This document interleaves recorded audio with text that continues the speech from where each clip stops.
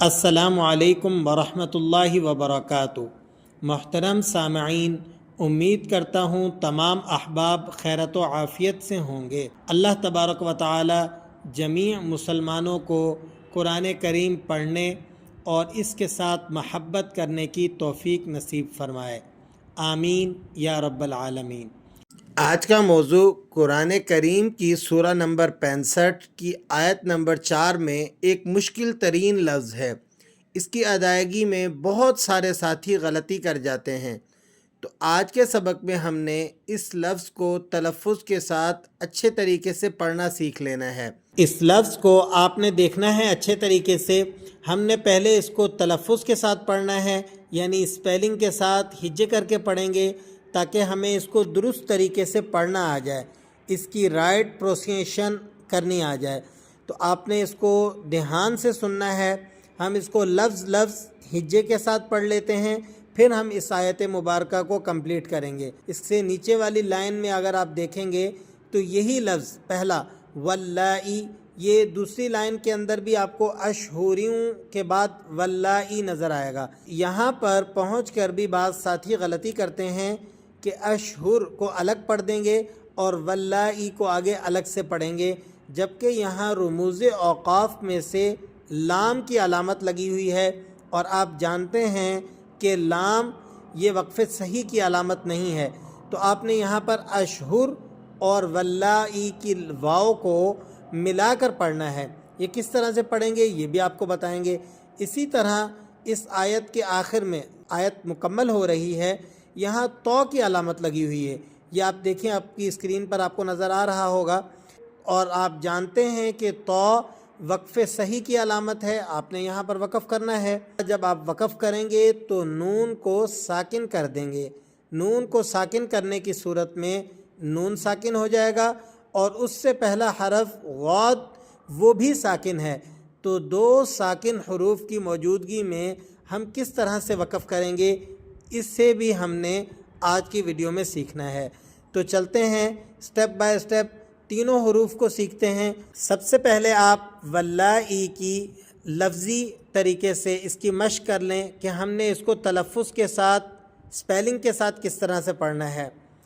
واو لام زبر ول، اب جانتے ہیں آپ کہ لام کے اوپر تشدید لگی ہوئی ہے، اور تشدید والا حرف یہ مطالبہ کرتا ہے کہ اسے 2 مرتبہ پڑھا جائے۔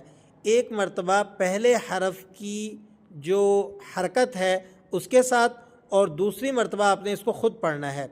تو بعض حضرات کو اشکال ہوتا ہے کہ واو اور لام کے درمیان میں جو الف لگا ہوا ہے اس کا کیا کرنا ہے۔ تو اس صورت میں آپ کے لیے یہ بات واضح ہو جائے گی کہ جب آپ واو کی حرکت کے ساتھ لام کو ملا کر پڑھیں گے تو اس صورت میں الف پر چونکہ کوئی حرکت نہیں ہے تو الف بیچ میں سے سائلنٹ ہو جائے گا، گر جائے گا۔ تو آپ نے ڈائریکٹ واو کو لام سے جوڑ کر پڑھنا ہے۔ کس طرح سے؟ واو کو لام سے ملائیں گے، اور لام چونکہ مشدد ہے اس لیے آپ نے اس کو سختی کے ساتھ پڑھنا ہے۔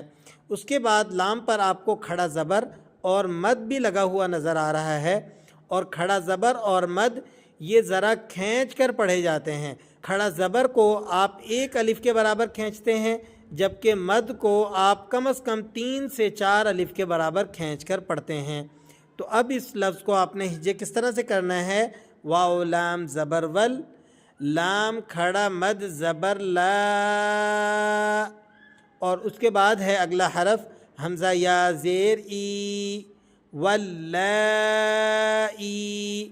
واللائی۔ تو یہ ہم نے اسے پڑھا اسپیلنگ کے ساتھ، ہجے کے ساتھ۔ اس طریقے سے اگر آپ اس لفظ کو پڑھیں گے تو اس کی پروننسیشن بالکل رائٹ ہو جائے گی۔ واللائی، واللائی یئسن من المحیض من نسائکم ان ارتبتم فعدتهن 3 اشہر واللائی۔ اب دیکھیں اشہر پر پہنچ کر اگر آپ نے وقف کر دیا تو اب آپ کے لیے لازم ہے کہ آپ اسے پیچھے سے جوائنٹ کریں۔ ثلاثۃ اشہر، اشہر، را کے نیچے جو دو زیر ہیں اسے آپ ایک زیر سے بدل دیں گے اور آگے واو مشدد ہے اس کے ساتھ آپ نے اس کو ملا دینا ہے اور غنہ کرتے ہوئے آپ نے اسے اس طرح سے پڑھنا ہے ثلاثۃ اشہر، اشہر۔ یہ امید کرتا ہوں آپ کو سمجھ میں آ رہا ہوگا۔ میں ایک دفعہ دوبارہ سے پڑھتا ہوں ثلاثۃ اشہر واللائی لم یحضن، لم یحضن۔ اور اب آخر کے اندر یہ جو وقف کی بات ہے اسے بھی ہم حل کر لیتے ہیں۔ واللائی لم یحضن، حضن، نون کو آپ نے جب وقف کیا تو اس کو ساکن کر دیا۔ اب غود پہلے سے ساکن ہے تو ہم اسے کس طرح سے پڑھیں گے؟ واللائی لم یحضن، حضن، غود اور نون دونوں کی آواز کو آپ نے واضح کرنا ہے۔ یہ نہیں کہ لم یحض، حض اور نون کو آپ واضح نہ کریں، اس طرح پڑھنا درست نہیں ہے۔ نون کی آواز کو بھی آپ نے واضح کرنا ہے۔ واللائی لم یحضن۔ امید کرتا ہوں قرآن کریم کے یہ مشکل ترین الفاظ آپ کو اچھے طریقے سے سمجھ میں آ گئے ہوں گے۔ اسے کس طریقے سے پڑھنا ہے۔ اگر آپ کو آج کے سبق سے فائدہ ہو تو ہمیں دعاؤں میں لازمی یاد رکھیں۔ خوش رہیں۔ ہماری حوصلہ افزائی کے لیے ایک لائک، ایک شیئر اور ہمارے چینل کو لازمی سبسکرائب کر لیجئے۔ اللہ تعالیٰ آپ کو خوش و خرم رکھے۔ السلام علیکم ورحمۃ اللہ وبرکاتہ۔